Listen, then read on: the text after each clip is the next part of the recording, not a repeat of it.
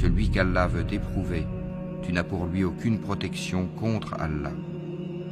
Voilà ceux dont Allah n'a point voulu purifier les cœurs.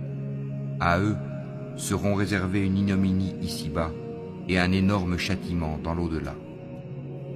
Ils sont attentifs aux mensonges et voraces de gains illicites. S'ils viennent à toi, sois juge entre eux ou détourne-toi d'eux. Et si tu te détournes d'eux, jamais ils ne pourront te faire aucun mal. Et si tu juges, alors juge entre eux en équité, car Allah aime ceux qui jugent équitablement. Mais comment te demanderaient-ils d'être leur juge quand ils ont avec eux la Torah dans laquelle se trouve le jugement d'Allah? Et puis, après cela, ils rejettent ton jugement.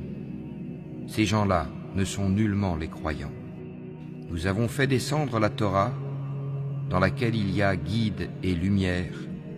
C'est sur sa base que les prophètes qui se sont soumis à Allah, ainsi que les rabbins et les docteurs, jugent les affaires des Juifs. Car on leur a confié la garde du livre d'Allah, et ils en sont les témoins. Ne craignez donc pas les gens, mais craignez-moi. Et ne vendez pas mes enseignements à vil prix.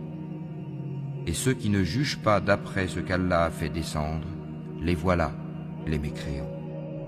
Et nous y avons prescrit pour eux vie pour vie, œil pour œil, nez pour nez, oreille pour oreille, dent pour dent.